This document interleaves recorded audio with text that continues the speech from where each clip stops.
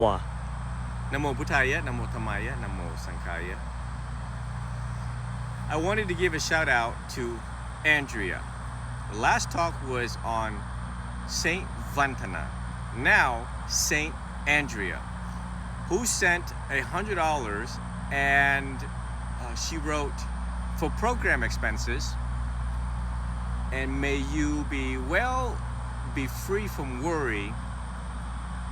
And I just wanted to stop there because I always get a kick out of some of these small, short messages on the PayPal or the Venmo and Cash App, however people will donate. So it stops me, and I'm like, may you be free from worry, and may this money go to program expenses. Those two things. And bless Miss Andrea that took the time to reflect on this, especially during hard economic trying times. Right now in the economy recession, the cost of clothing is down, but the cost of even our robes have increased $10, $15 over the past 6 months. But food has gone up. Eggs, bread, the necessities for survival has gone up. And the things that, just basic this has gone down. So the fact that a human such as Miss Andrea takes the time to understand the hardship and the program expenses, something that I have been trying to paint a picture of, however skillfully and sensitively. Because, as a Theravada monks, we can't sound too uniform, I would say, too loose in regards to fundings, because again, we cannot ask you for anything except a cup of water. We have 227 rules to follow, and I aim, as part of my program, to ensure the integrity and purity of the teachings of the Buddha and the monastic order and the monastic code. However, I do cater to teen suicide and the many novice programs and like 5 other programs. It is frustrating, and I do worry, absolutely, and I think people see that. And blessed are those who sees that, and blessed are those who pick up little cues and clues in my talks, where I am trying to give you cues and clues about the struggle that I am facing in my programs. And for her to write those two things, and it is, first of all, an expression and a representative statement for the rest of you who have been donating. This year is a record year for such donations to come in so rapidly, in rapid, frequent successions, than in the past 9 years that I have been a monk, now going on my 10th year. It brings great joy. And I am promising all of you the promise that I could not keep over the past 2 years, because I've been so busy and sporadic in the frequency. So I could never actually sit down and compile all of the donors.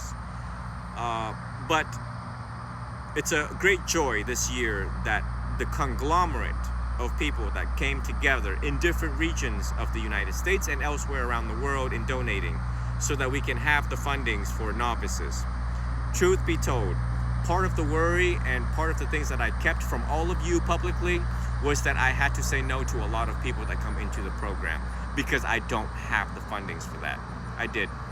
And it's regrettable, and it's something that I'm going to take to my grave one day, that I wish there were more money so that I didn't have to say no to complex cases that I'm not able to handle due to lack of resources. When we talk about the psychological arena, it's not easy, because it takes time to look at clinical notes, asking for records, and there are just so many people suffering right now. Every day there is accumulated despair. Andrea also wrote that, may you also be free from despair. And I thought that was really deep, profound, and insightful that she was able to pick that up. Because yes, at times I do feel despair myself, because I can't help the masses of the crowd that comes to me.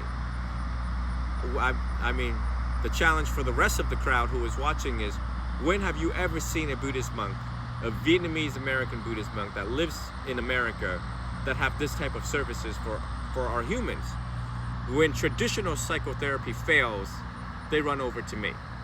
Now, how does it fail? I don't know. It's my job to find out. And having to get records, having to fly to different states to conduct emergency counseling services, to conduct peer-to-peer counseling, all those are expenses. And my very last trip in Arizona I was actually freaking out because I wanted to ordain the first female quickly. And I was running out of fundings, gasoline for me. And I thought I had to walk in 100 degrees heat over there. So, you know, Miss Andrea, you are quite unique and special that you could pick these things up from me. Something that I have been projecting cues and clues over the past 3 consecutive straight years. So it's quite emotional for me to stand here now and giving this shout out and thank you for thinking of other people. It's not about me. It's always been about other people. Collectively, when all of us get together and do this, we help more people that we don't know. We help our neighbors that we don't know. We help our other fellow humans on the other side of the state, on the other side of the world, you know? And my hope is one day I get to train hundreds and thousands of monks to do what I do. The art of Buddhist psychotherapy. Potent, clinical, straight to the point, and it needs to cure a human within 3 months to 6 months. So I just wanted to take this time and extend my appreciation to not only Andrea, now Saint Andrea, but for the rest of you who I have yet to catch up on my list of donors the past 2 weeks. So that is to be announced forthcoming. I just don't want the people to feel like, you know, they're left out. And to also reflect on, let me step forward. I just want you all to reflect, for those who have given. How does it feel now that when you go to sleep at night, realizing that the $5, $10, $15, $20, whatever the case may be, now goes to someone, a brother, a sister, a mother, somebody, a human, a fellow human that bleeds like us, that is subject to pain, old age, birth, decay, disease, and subsequent death like us, now have resources. Now we have resources to help them, to treat them, to lead them the way towards enlightenment, to meditation, to teach them everything that the Buddha left us, 84,000 teachings. I just want everyone who've given over the past couple of weeks to reflect on that. How you have inspired other people, how you have changed other people's lives, how you have made our world a better place, buying through collective effort, buying through crowdfunding. So I haven't gotten a chance to say that because there's always competing priorities on my mind, and prioritizing first and foremost the suffering of other people. So I really don't get a chance to stop and do this.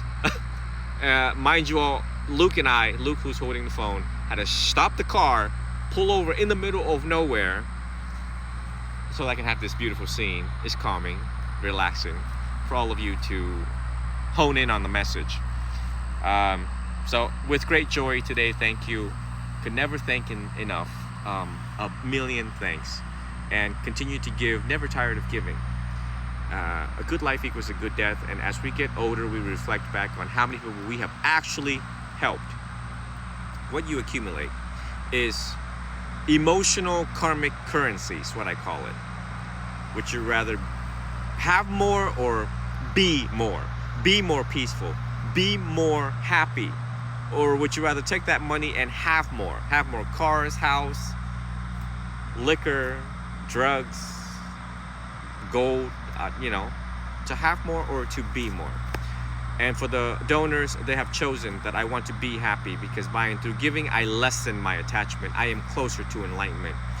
The threefold training and the 3 poisons we reflect on in humanity. Thank you so much. Be well, be happy, be free, and always be healthy.